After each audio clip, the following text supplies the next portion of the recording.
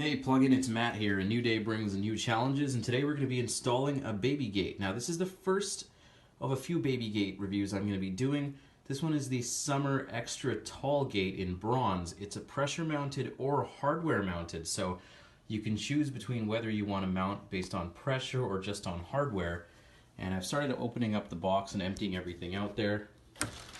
Got the gate in the background here. We're going to install at the top of the stairs. Now, I just took our baby gate down over the weekend, so my daughter's probably going to be a little bit surprised that I'm putting another one up, but not to worry, Charlotte. You don't have to live with this one forever. Let's get started. So before we do get started, and before I start taking the gate out of the box, I just wanted to talk about the two different install options. So as I mentioned, you can pressure mount or you can hardware mount. Now pressure mounting just requires you to take these little caster things here, put them at the bottom and top of the gate, and then keep screwing the little widget here until it mounts to the wall solely based on pressure, a lot like you would install, say, a shower curtain rod. Otherwise, you can also do hardware mounting, which requires you to do the same pressure mounting, but you can also install with these things here. When you're hardware mounting a gate, you've got to take those little bases that I've got in my hand there and drill holes and screw these into your walls. Following that, you would pressure mount the gate to those. For the purpose of this installation demo, I won't be doing that, but I'm going to show you the sort of after effects of a wall that's had a hardware mounted baby gate so you can see what it endures during and after the mount. One thing of note, if you do install this at the top of the stairs, most places recommend that you must hardware mount the gate for the best position of safety given your child and the fact that they'll be putting weight on it. I'll demonstrate near the end of the video what happens if you just pressure mount at the top of your stairs. So quite honestly, installation on a gate for something like this is pretty easy. You've got the door there on the left, and you've got the extenders there on the right. Now this all just comes together with pressure basically. So what we're going to do is, once you've measured out how wide the opening is, because you don't really need all of those, it goes from 28 inches to 48 inches for an opening. You're basically going to take these and you're going to slot them into the top and bottom of slot the rods into the top and bottom, and then you're going to connect them to the door. And then once that's done, you take these and you put them at the top and bottom of the end pieces and you screw them in together. So the whole installation should probably only take you about 10 or 15 minutes. And I'm just going to show you how I install it at the top of the stairs. Alright, so I've brought everything up the stairs here.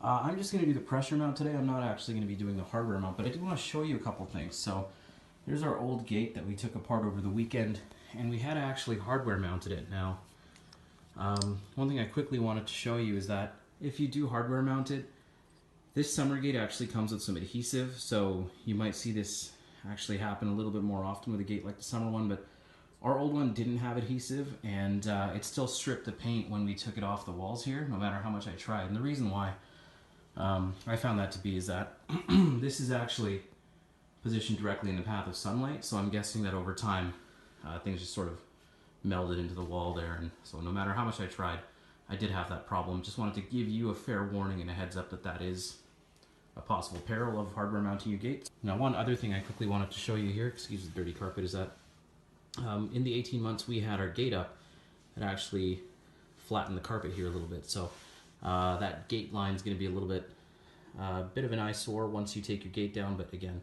probably just temporary. This will probably bounce back and it'll be fine within a couple weeks. So kind of the last step you want to take before you start to physically install it is to measure out how wide your opening is here.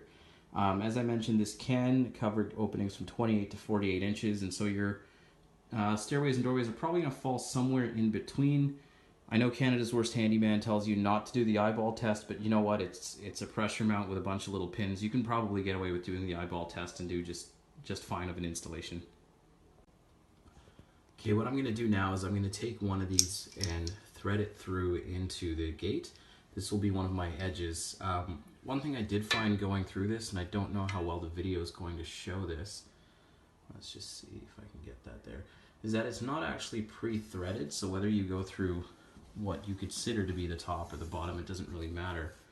There aren't any pre-threaded holes, so basically you're just going to be pushing it in and then working it out the other way. So I'm going to thread it here and then put an extension pin here, and then we'll do that for the other sides and start the tension mount after that. Okay, so I've got the gate basically put together now, and we're just going to take it out to the wall. Actually, I've got to install that last tension peg there. And one thing that I'm just going to call notice to here is that as you're putting the door on, you're going to find that the door doesn't close and doesn't open. Now, it's not a product defect as it says on the label. It is actually as intended, and as you continue to add tension and screw the gate into the wall, you'll find that the door closes and it sort of inches in that way until it finally snaps on the lock. Alright, so as you can see by all four corners there, we've got the gate set up, and you know that everything was working properly when you flick the latch here and lift the door and it opens. It also snaps shut with springs. Now, one thing that I quickly just wanted to talk about is that I just did this for the purpose of demonstration at the top of the stairs. Just a reminder that if you are going to mount this gate at the top of the stairs, you do need to use the hardware mounts for it. Consumer Reports as well will tell you that it's not actually safe enough to do just a pressure mount. See, the gate's moving a little bit as I put weight on it. Chances are your child won't be putting as much weight on it as I am, but always good to be safe.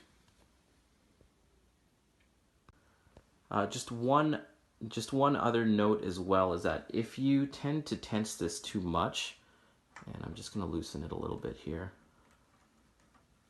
As you can see, it's loosening. Now, if you tense it too much, you can go too far and you can actually make this gate inoperable. So I'm going to do that. As I tighten it up, you see it's closing in. And what this will do is it will actually make the gate impossible to open.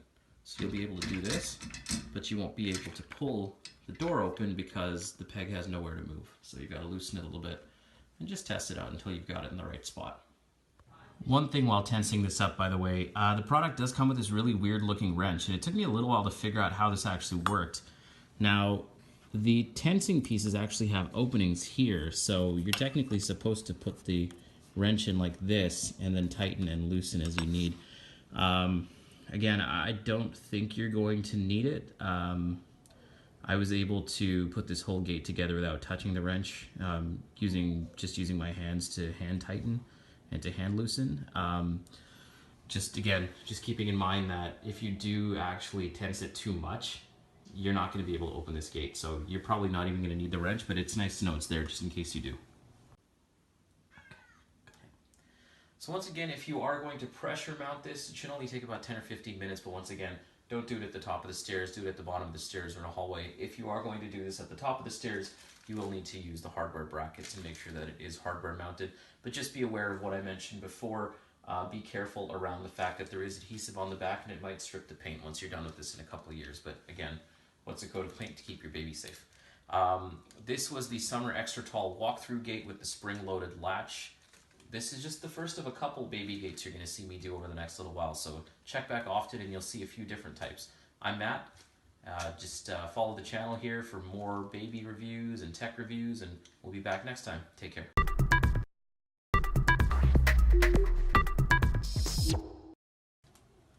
Hey plugin, it's Matt here. A new day brings new challenges, and today we're going to be installing a baby gate. Now this is the first of a few baby gate reviews I'm going to be doing. This one is the Summer Extra Tall Gate in bronze. It's a pressure mounted or hardware mounted, so you can choose between whether you want to mount based on pressure or just on hardware. And I've started opening up the box and emptying everything out there.